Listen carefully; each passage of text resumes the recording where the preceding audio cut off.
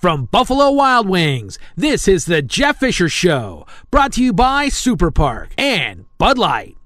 Welcome back to the Jeff Fisher Show here at Buffalo Wild Wings.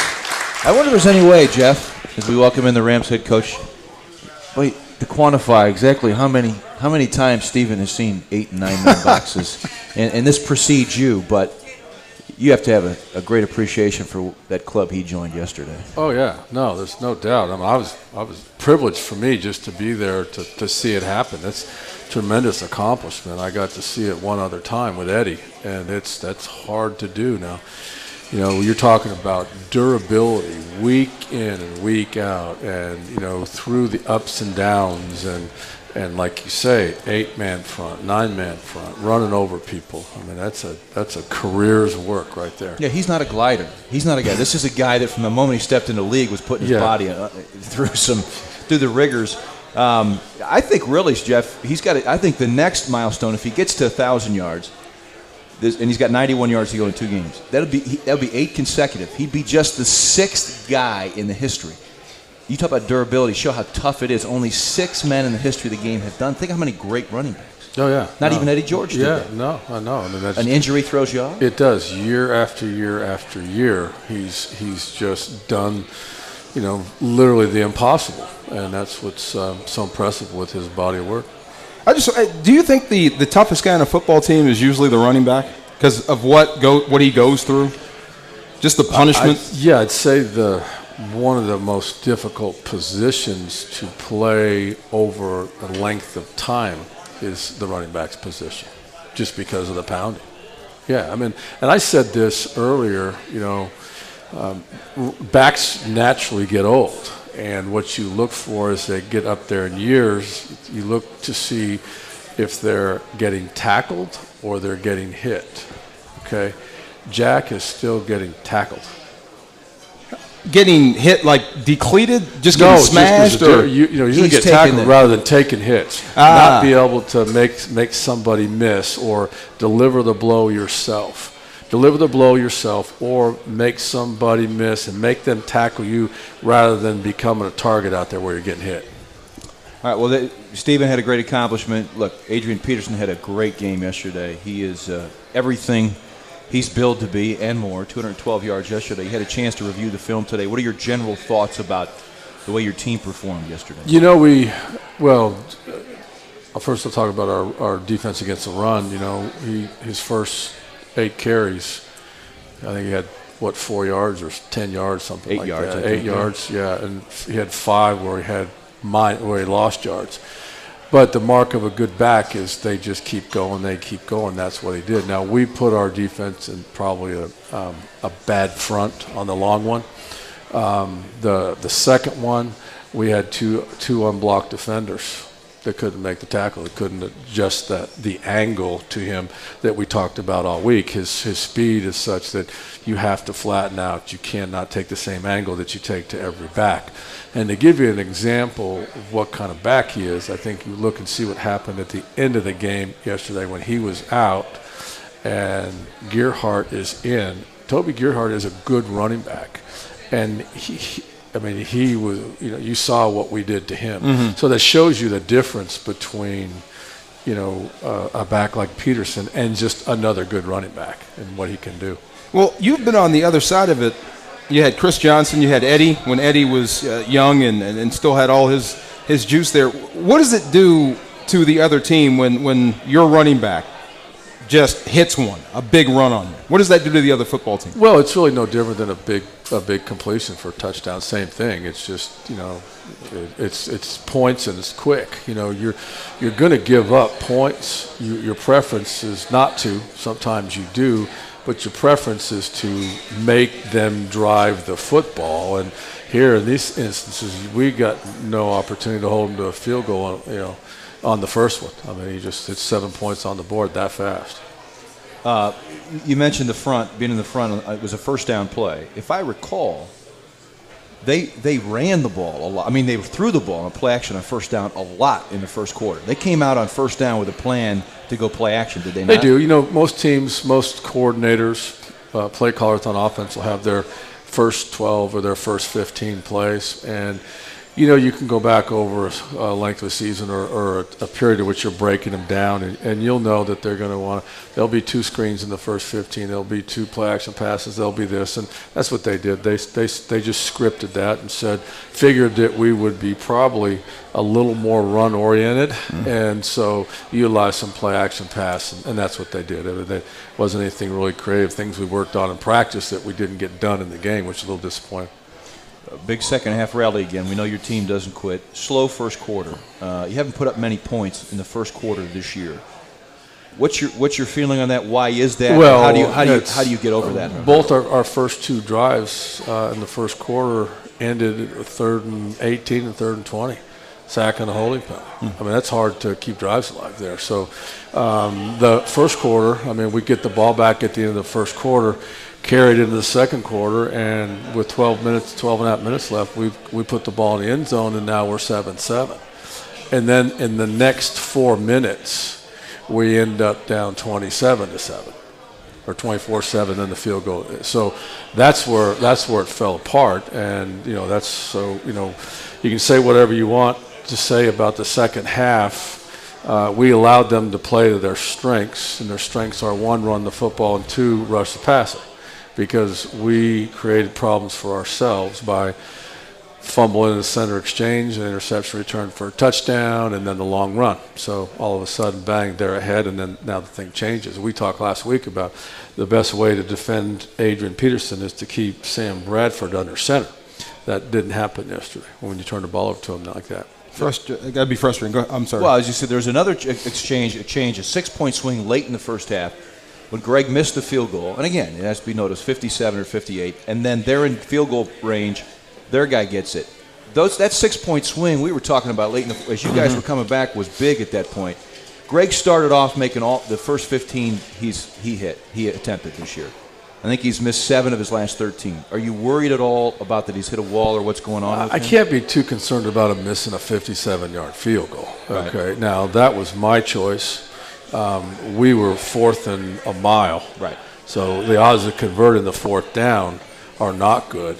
We were in range, so we needed points at that point. So, but you go prior to the field goal attempt, we have 2 false starts on offense on a 2-minute drive. You go into a 2-minute drive and you have a penalty or you get sacked, you're basically not going to be successful in the 2-minute drive. Penalties and sacks are really hard to overcome.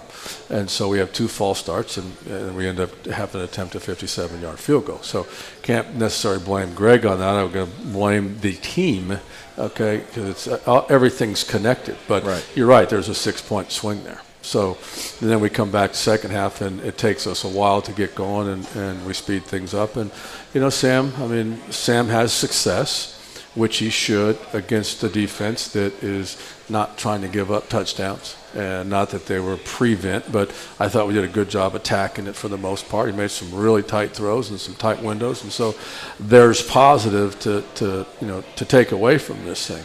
Now, as I told him today, we can put that 24-hour rule in effect and put this thing behind us, and then you got a choice. You can either walk out the door feeling like you just got beat by the Minnesota Vikings, or you can walk out the door, okay, realizing that we've won 3 out of the last 4 and we're going to go win another one.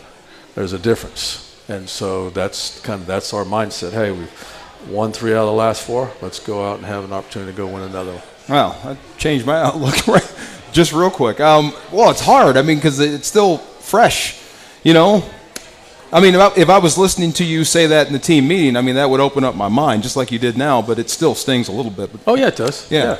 But it does, but it's, and the reason it stings is because it was us doing it to us. Yeah. Somebody said, oh, gosh, too bad you didn't get that bounce. And that ball comes out, it's a fumble, it rolls over, and rolls out of bounds. I thought about kicking it back in and keeping it to a play, but, that just happens sometimes. Yeah. And that same play happened against Miami. Same thing. And then, we come back the very next play, and we got a chance for a turnover. Right. And tough play for True, but he can make that catch. He can make that play, and we didn't, and then so they get a field goal. 2 things. Is there one penalty as a head coach, just a general head coaching question, is there one penalty that your team commits that you hate more than others? Yeah, we've done it 3 times, and whether they're accurate in calling them remains to be seen. I think 2 of the 3 you could justify, but our 3 longest returns this year have all been called back.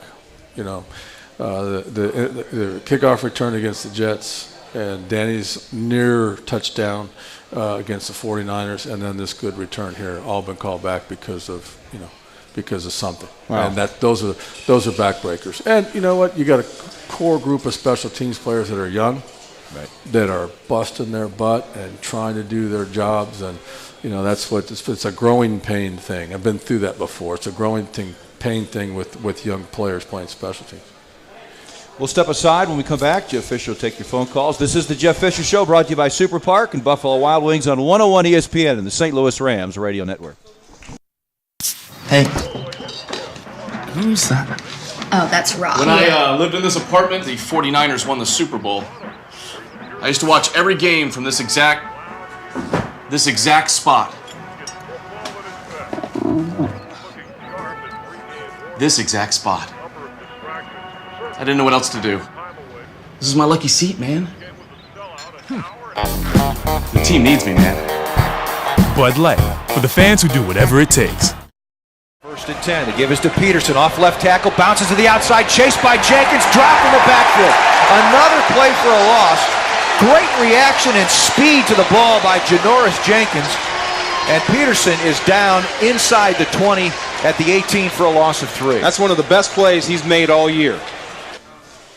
Well, would you follow up with that? Would you call one of the best plays 21's made? You know, I'll start off by saying this. Walter Payton set the single-game rushing record, probably told you guys this, at Minnesota, 78, 79, somewhere back there, 77. Defensive coordinator, by the way, was Buddy Ryan for the Minnesota Vikings. He set the single-game rushing record with 104 temperature. What? Yes, he did. Wow. He ran for 275 that day. Yeah. We did not think Jenks was going to answer the bell yesterday morning. He was so sick the last 3 days. Sent him home on Friday, Thursday actually. He had a virus. And, didn't sleep, his fever broke. You know how that goes. Wow. You haven't eaten in 3 days and comes out and plays his best game of the year. And that was his best really, game? really proud of him. Oh, yeah. Yeah, the way he played. And then, IVs in the morning, you know how that goes. You got to get the fluids. You haven't had anything to eat. He goes out there and has his best game. So very, very proud of that young man. Is that a Cortland Finnegan influence? Because they played the same aggressive game. Yeah. It's, of course, a good influence on him, but that's how Jenks was. That's why we drafted him. That's the way he plays. Yeah, he's talented. Ready for some phone calls? Yep. Let's go to Imperial and welcome in Stefan. Good evening, Stefan. Hey, guys. What's up, DeMarco Foyle, Coach Fisher? DeMarco, I saw you yesterday at the game. Oh, hey, man. Gonna call us. Yeah. Hey, man. Thanks for the autograph. No worries.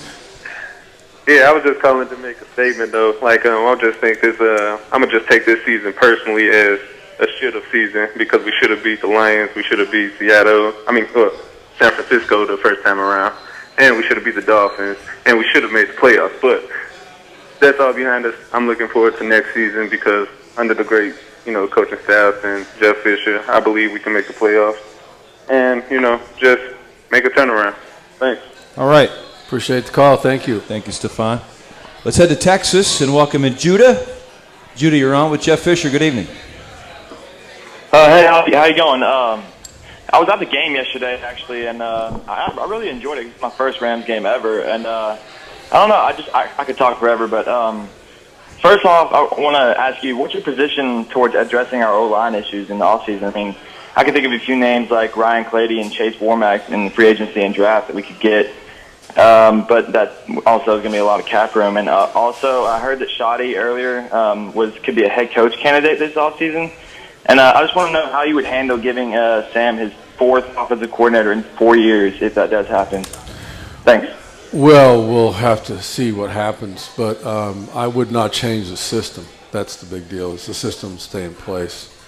The playbook would not change. So I think as a head coach, you have that responsibility to make sure that that doesn't happen. And basically, we kind of got through it. I went through it in down south with several different offensive coordinators, and we tried to make sure that the system stayed intact, so that, in particular, so that Steve, could handle it, and did. He didn't have any problem with it. So. And Shouty, head coaching candidate? I guess it's inevitable at some point. Oh yeah, I believe he's. Yeah, I believe he's ready now. But that you got to find the right place, right time. Timing's everything. But he's very, very talented. And, you've been through this before. You don't want to lose coaches, but you also want to hire guys that someone will covet. That's right, and you do, and because that means they're qualified. And so, I've had two of my assistants gone on to become head coaches over years, and so, and one who replaced the first one ended up being the head coach. So it's reality in the National Football League. It's going to be, as we all know, here in a couple of weeks, there's going to be some change, because change is inevitable in the league, and we'll just see what happens. Now, when you were coaching, before you became a head coach, did you have coaches that encouraged you, that pushed you along, that helped you become a head coach?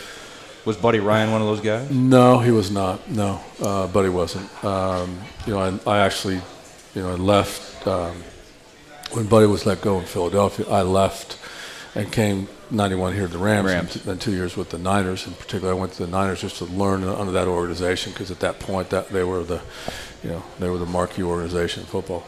So Bill Walsh, George Seifert, those are influences on you. Yeah, I was there with Coach Seifert. Let's go to Edwardsville, across the river, and welcome in Brian to the Jeff Fisher Show. Good evening, Brian. Hey, Jeff. I'm certainly glad you're in town here. Thanks for being here. I just got a couple of questions. I was looking back at the Buffalo game, and I was noticing that those guys were playing a lot of man-to-man, which was basically taking the pass game away from Sam. And so I'm wondering, why don't we play a little bit more man-to-man and maybe get 5 guys, in the box, and keep those guys from having an opportunity to get out? Because the general consensus was that Ponder really wasn't a very good passer, and so if you got man-to-man and you can't get those guys out, to get first downs, then it seemed like an obvious strategy, but I didn't really see you using it too much. So I'm just kind of curious let me kind of game plan and what your thing was. Let me be the devil's advocate here, okay? So did you just hear our great announcers on the highlight prior to us coming back on the air? What was that? That was Janoris Jenkins making a tackle for a loss, right? Okay, the reason he made a tackle for a loss because he was playing with the vision and in the run front, and he was playing zone. If you lock up your guys man-to-man on their receivers and their tight ends, and they're running down the field, they're worried about their coverage, they can't use them as effectively in the run front. So that's why we could play man, but many people play man-to-man defense against them. Now, we saw man-to-man. I think the caller's referring to out from the Buffalo Bills defense. We did, and it took us a while. It took us to the first drive of the third quarter and the end of the game to get things going. We didn't see much man-to-man yesterday, and right. It's just much easier to attack the zone, and our guys have a good feel for zone. We spread them out, but can't play a lot of man-to-man when you're facing a really good back. Moving forward, is this if you talk about, I don't want to exclude anybody. If you talk about Cortland and Janoris as your starters, and you've got True, you got Bradley Fletcher, is this as good a group of two-way corners, physical corners, run support corners, in addition to cover, that you've had? 4 deep, close it is. to it? Yeah, 4 deep it is. It reminds me of, now we were a little bit different defensively from scheme-wise, but way back in '99, when 2 teams met in the Super Bowl, it was said that the top 2 teams in the league that year with depth at the cornerback spot were the 2 teams that met in the Super Bowl. Was you guys and us. Wow.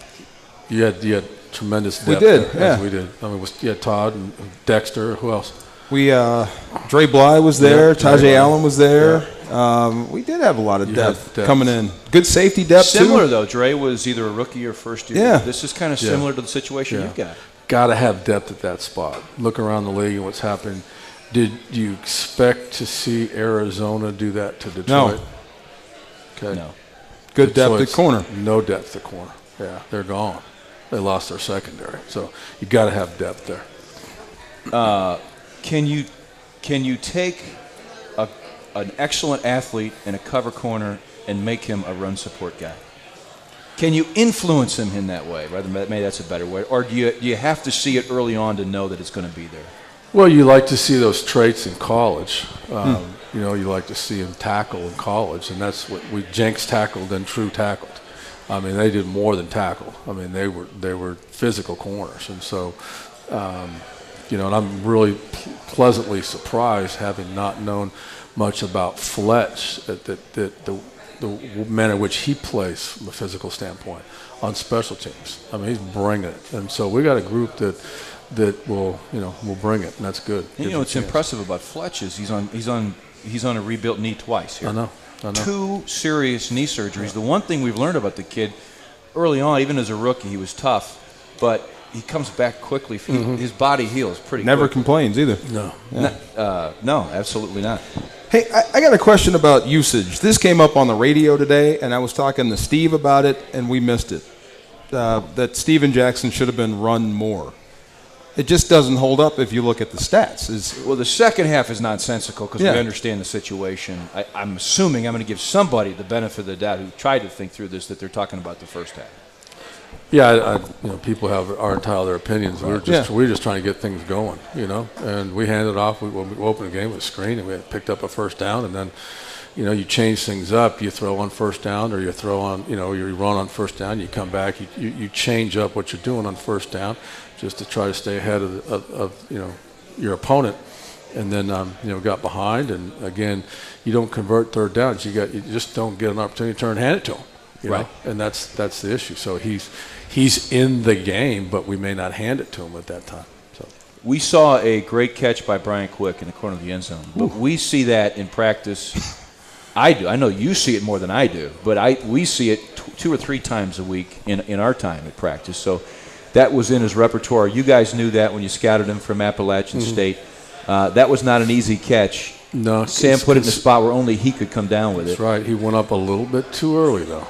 He did. He went up and caught it coming down. Yeah.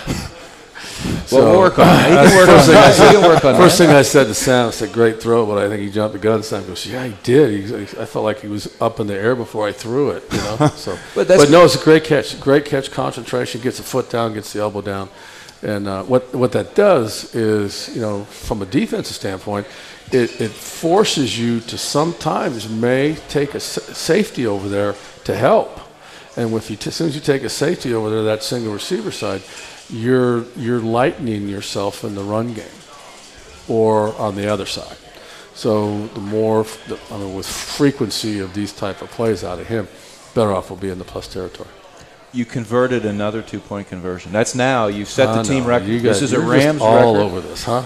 Well, Doc Weiner. It's great, man. I mean, How many is it's that? awesome. 5 of 6? What are we it's now? 5 of 6. Now, 5 that of 6. 5 represent. That's a new team record for the Rams. Yeah, during the season. I mean, it's Jeff. It's great. And it has asterisk because one of them was from the 7-yard line. Correct. Yeah. So they continue to have great success. Is there a difference for 2-point plays, like offensive philosophy, or you know what I mean? It seems like if you're trying to get a 5-yard play, you can call almost anything. I think it depends. What you know, offensive coaches and coaching staffs will say, okay, here's our 3 2-point plays this week, or 2. I don't know. I've ever known anybody that's had 3, but because you don't think you're going to need them all. But so okay, here's our 2 2-point plays going in. We'll practice them and go. Oftentimes they're part of your plus territory package, and then oftentimes they're just designed to try to get you 2.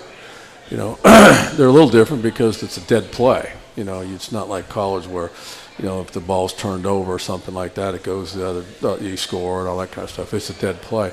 The other thing that happens defensively is, you know, you're coaching your defense players when the opponent is attempting a 2-point play. You know, if it's close, I mean, don't let them catch it. All right, meaning intentional pass interference. Right. Yeah. Don't let him catch it. Right. Okay? Oh, I understood. So now you're going to come down from the 2-yard line to the 1-yard line, and now, as I mentioned, okay, now they're on their second 2-point play, or maybe they only had one in the game, and now what are they going to call? Right. So different ways of approaching. Well, it's been great. 5 of 6 of the Rams in 2-point conversions. Do you want me to intentionally just go for one over the next couple of weeks? Sure. If you feel good about it. Just keep it going. Because now, Jeff, every successful 2-point conversion sets a new record. That's right. All right. Okay. 314-969-0101 or 618-399-0101 or hit us up on Twitter at Rams Radio. This is the Jeff Fisher Show, brought to you by Super Park and Buffalo Wild Wings on 101 ESPN of the St. Louis Rams Radio Network. Hey. Who's that? Oh, that's Rob. When I lived in this apartment, the 49ers won the Super Bowl. I used to watch every game from this exact spot. This exact spot. I didn't know what else to do. This is my lucky seat, man. The team needs me, man. Bud Light, for the fans who do whatever it takes. Play clock at 3. At 2, they get it off. Sam throws the fade right side for Glick, who makes the catch. What a catch by the rookie from Appalachian State. He's in the end zone for a 4-yard touchdown. Oh my goodness. What a catch. And he messed that up. Well, he caught it, but he could have made it a little easier on himself, that's all. He wanted to make it more spectacular, Yeah. more likely to get on ESPN. Great catch there by Brian Quick in yesterday's game. Let's head back to the phone lines and welcome in Jim from Overland. Jim, you're on with the Rams head coach, Jeff Fisher. Hi, Sevy and DeMarco. Enjoy your guys' work every game, without a doubt. Coach, been a season ticket holder since the Rams been in, and since '69 with the Cardinals with my father. And again, disappointing season. A few more victories in the last few years, obviously. We're looking for something to come back on next year with, to pay our money, and we heard it. You said you got something good going in that locker room. We're not going to change it. And hearing something like that, something positive from the head coach, makes all the difference in the world. So we'll see you next year. We sit right across in nosebleeds, right across from Sevy and DeMarco Farr on the other side of the stadium. We'll be there. And St. Louis fans, don't leave at halftime, will you please? And thanks, Coach. Thank you. We appreciate your support. Yeah, what you don't realize is what goes on around there during the week, and it really is. It's a good locker room. It's an outstanding locker room. They care about each other. And they're unselfish, and when you get that established, you got a chance to turn things around quickly. Jim sounded old school. I hope he's not looking in the booth with the binoculars. That's all right. Between. That's nothing. I mean, it's just me and you up and Haas and Doty back okay. there. I just wouldn't. What do you mean I'm okay? I wouldn't want anything that you do to get on. We're okay. Social media sites or anything. Play back the San Francisco highlight, okay? Yeah. They got the fumble again. All right, let's go to Sacramento. Speaking of nearby San Francisco, Sacramento. Chris joins us from California. Chris, you're on with the Rams head coach. Hey, guys, I really want to appreciate the time to be on here, Coach. I'm all on board. I'm a big fan. Been a Ram fan since '78. I love what you're doing. It takes time. Everybody, it takes time. DeMarco, you've been a part of a team. You got to build it and grow it, and it'll eventually come back up. Got 2 questions for you, Coach. Number 1, I'm disappointed in Robert Quinn. Would like to see him be an all-around better player, and maybe his 3rd year he will be. What I mean by that is really setting that edge on the run, maybe implementing a spin move and a bull rush. I mean, I know you just can't teach somebody that in one day, but I'd like you to comment on his, evolution or progression as a defensive end in the NFL. And my last question is, Coach, I would love to see you coach the Senior Bowl. I'm really big on the draft and things like that. I know this team has the picks. I'd love to see you get some hands-on with those guys. Can you comment on that and how it would help? Came out well before warm-ups yesterday, and their outside linebacker, Greenway, comes up and says hello. We coached him in the Senior Bowl. It's been 6 years now, something like that. 6 years. Yeah, the relationships that you establish, and you really do, as Caller says, you get inside information that you don't ordinarily get, because you get to put them in a classroom and you get to teach them and then you want to make sure that they can take that what you taught them out to the field and see how they process and learn. So it's a great experience, but that remains to be seen. That'll be left up to the league. Your thoughts on Robert Quinn's development? I think he's coming on. He's really coming on. He's certainly much more productive this year than he was last year. I think his play in the run front is better than the caller alluded to. I think he's been a good edge setter for us there, and obviously he can run. You see, I don't like seeing the highlight. I actually watched right behind people. I watched when I've seen it today. I've watched my guy and not their guy. You watched 94. I watched 94 run it. Running step for step can run. Adrian Peterson. Right behind him. Yeah. Speaking of good in run support, the guy you brought over from Nashville, William Hayes. Seems like he's playing better and better in recent weeks, showing up, really playing well in the run he game, is. He plays well on the move, and he's stout too. I mean, he can shock shed things like that, but he plays well on the move. And he's instinctive, and he got us out to a good start. Does anything change for you in the next 2 weeks? Now that what happened, and the whole in the hunt thing. You don't talk about that. No, anything change for you? No, it doesn't. I mean, we take the same approach. I think we need to be mindful of the players. We've just week after week it's been just physical. So we need to make sure that they're taking care of their bodies so they can finish up strong. I'm not gonna just all of a sudden make roster moves and play people that haven't played, because most everybody's played. All the young guys have played. So we will have to replace Harvey, which is not going to be easy, but we got Chris Williams who can play the position. Shelley Smith can play, so we'll have one or maybe both of them in there doing that. We'll just wait and see how it goes. But it's too bad. Harvey really had a solid year. He is. He's downfield, mean, and mauling and pulling, and so. But it's a 3 to 4 month deal. He'll be back ready for the offseason. He tore his biceps. Tore bicep tendon. Yeah. Okay, bicep tendon. And this injury aside, he's lined up week after week for 2 years here. The guy doesn't. Yeah. And I was talking to Paul Boudreau this week. He doesn't miss practice reps either. No. He does not like missing practice. Yeah. The nickname was the Animal. Coach. Sorry? Nickname was the Animal. Harvey's a little out there. Describe the real Harvey Dahl personality for us. He's quiet, and he likes contact. He plays guard like he's a defensive player. Like his hair's on fire. Yeah. He likes the word attack. Yeah. Loves the run game. Finish. Yes, he loves the You love guys like that. Yes. Let's welcome in Dino from St. Louis. Good evening, Dino. We lost Dino. We'll go to Dale, who's in Sedalia. Hi, Dale. Welcome to the show. Welcome back to the show. Well, thank you very much, guys. Coach, I want to tell you that I really appreciate you having the coaches show again. Therefore, it was 3 years we didn't have it. And it's always enjoyable for us fans to be able to call in. And I know some of our questions may be a little bit, simple to understand, for what they are, but we really appreciate the opportunity. And I hope I'm speaking for everybody on that. My wife and I drove 400 miles round trip to the San Francisco game, and we were sitting in the San Francisco section, or at least there was a bunch of 49er fans there, and I said, we've been to 7 games since '95 and never lost a game. And here it was like 2 minutes to go, and it was 10-2, and we come back and won. So we really had a blast. And I just want to tell you thank you. Well, thank you. Hold on the air. Make sure you get his number. Okay. You're 7-0. You need to start coming to more games. Yeah. We'll go pick him up in Sedalia. And I am not superstitious, so okay.